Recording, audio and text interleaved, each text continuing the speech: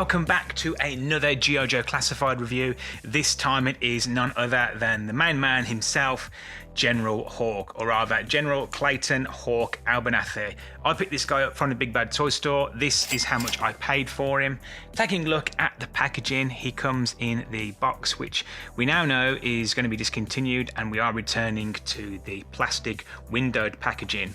He is a number 103 in the line, some nice artwork there of the Hawkster, and then on the back, 6.3 inches tall, so big bloke, nice rendered image here, and then all of the accessories.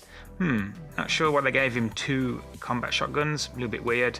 Yojo on the side there, and then a picture of the actual sculpt, the particulars, and then the QR code. Let's open it up, take a look. Okay, here is General Hawk out of the packaging with all of his accessories. Now he comes with a helmet, combat shotgun with sling, combat shotgun without a sling, 2 pistols, and 2 pairs of goggles. Okay, so he is a little bit light on the accessories side, but I personally don't mind that. Being a general, I only really want a sidearm and then the helmet, maybe a pair of goggles. Weird that they gave him 2 shotguns. So this first shotgun, pretty sure we saw this with Gung Ho. It is just a very, very boring matte black. The sling isn't even painted, so yeah, a bit disappointing there. I don't know that I'll be displaying him with this. And then the second shotgun, again, it's a nice sculpt, but just super boring. Just a straightforward matte black. They haven't painted the stock or anything. Not sure, however, that we've seen this yet. Could be mistaken, but it doesn't ring any bells. And then for the sidearms, he has this pistol with the extended clip, isn't removable. And then this second pistol with an extended barrel. Now this is a little bit different. It has some detailing on the handle here, some sculpting, but without the paint application, it seems a little bit wasted. Shame they went to they went to the effort of making that detail, but without some paint on it, kind of gets lost.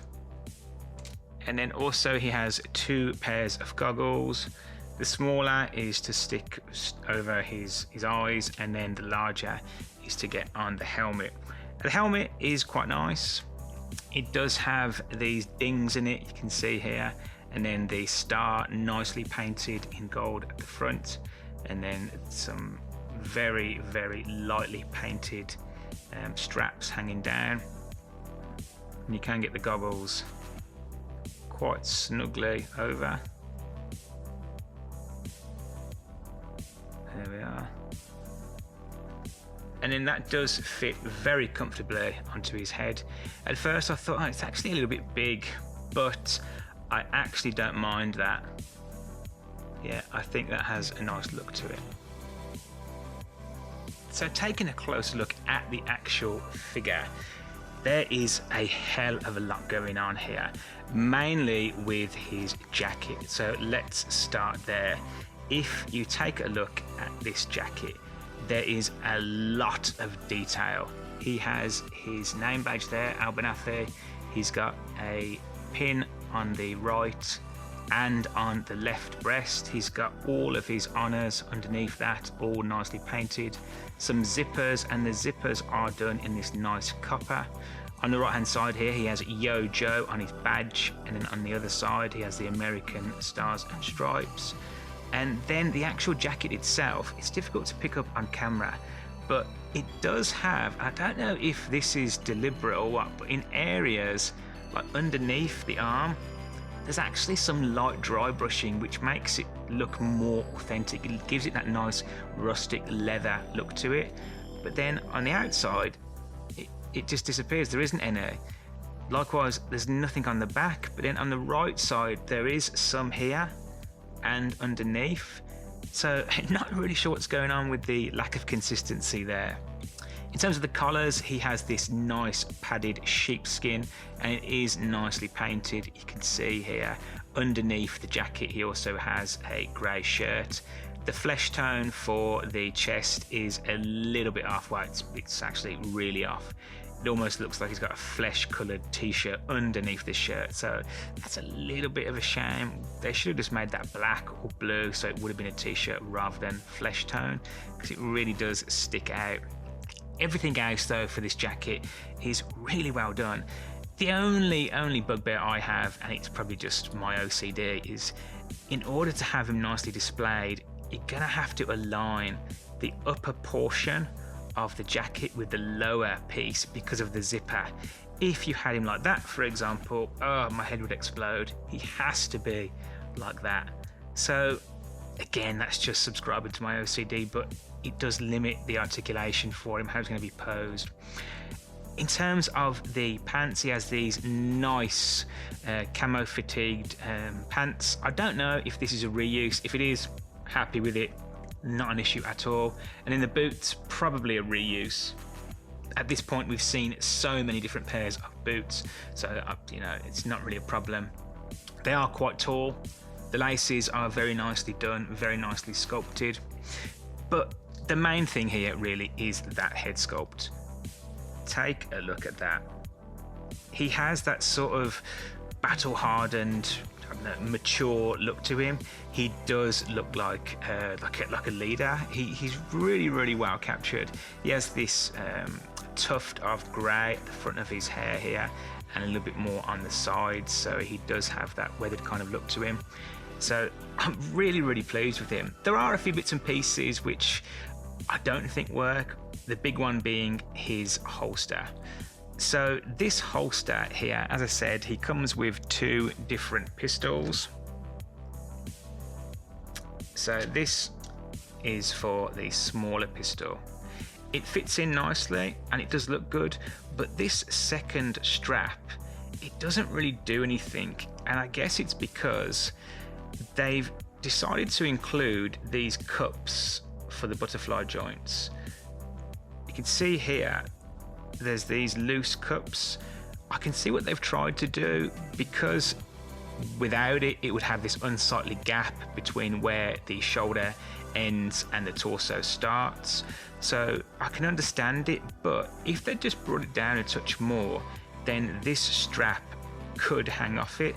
But as it stands, it just sort of floats in limbo and it doesn't really do much. You can get it underneath the collar of the jacket and sort of manipulate it a little bit, but yeah, it doesn't really work, which is a bit of a shame. I guess if it was really annoying me, I could just snip it there and take it off completely, because the jacket is so nice that it's not really going to upset me if I don't have that holster.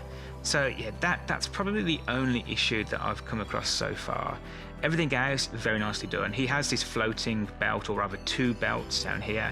So you can see he has the eagle in gold on the main belt, and then he has like a tactical belt across it with all his pouches, and then the second holster, which is for the longer barreled pistol, which just goes straight in there. So that does look pretty good. I don't know why they've included a peg hole. It seems that they do that with all of the figures, even those that don't have backpacks, and General Hawk doesn't have a backpack. You can see already, look at that. Yeah, it's really pissing me off, that is. I think I'm almost certainly gonna cut that off. But there we are. And just for a bit of fun, I have only one other Hawk figure, and it is the Super 7 Reactions. I'd never had Hawk as a kid, at least not that I can remember, and unfortunately I don't have him in the 25th anniversary line either. But I do have this Reactions Hawk, so you can see that they are very similar. The trousers, the jacket, even the placement for the pistol, the helmet, it's all there. But yeah, that's the only comparison I can give you. So moving on to the articulation, this is completely pinless, at least as I can tell. I don't know that there are any pins in it. So in terms of the articulation, I'm not expecting any surprises. Head down to about there, up to about there. The neck is independent from the head, but because of the collar on the jacket, it is somewhat hindered, but you can get complete rotation and side to side. Now, the butterfly joints are a little bit different here. You can get full rotation, but because of that cup, it's somewhat restricted, but you can get a good range of motion. Yeah, it is restricting it, so just be careful with that. In fact, I don't even think that is a butterfly joint.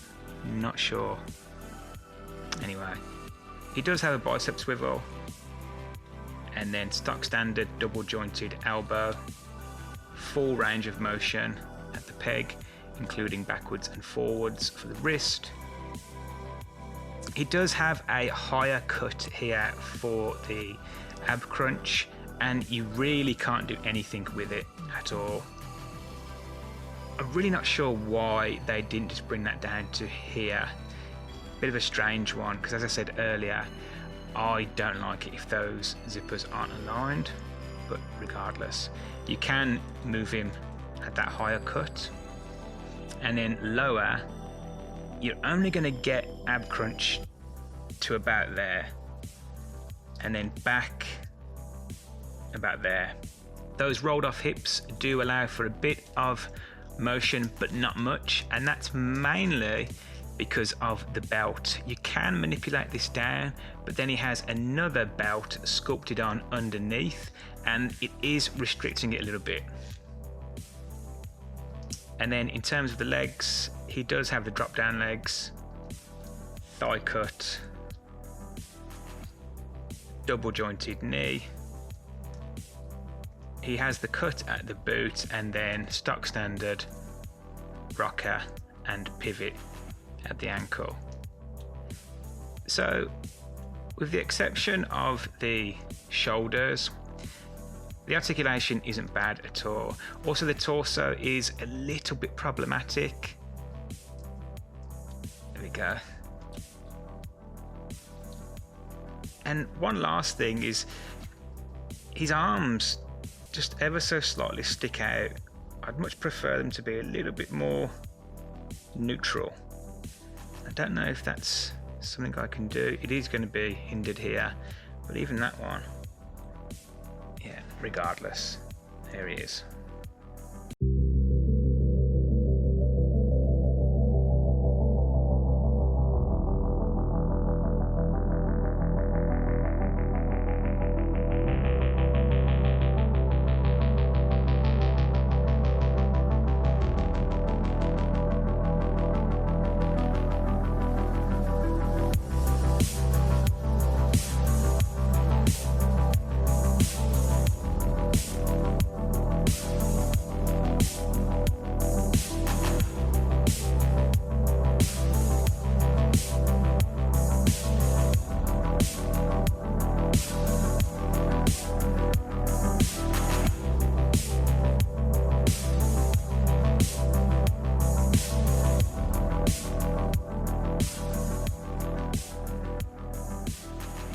Okay, so my final thoughts on the G.I. Joe Classified Series General Hawk.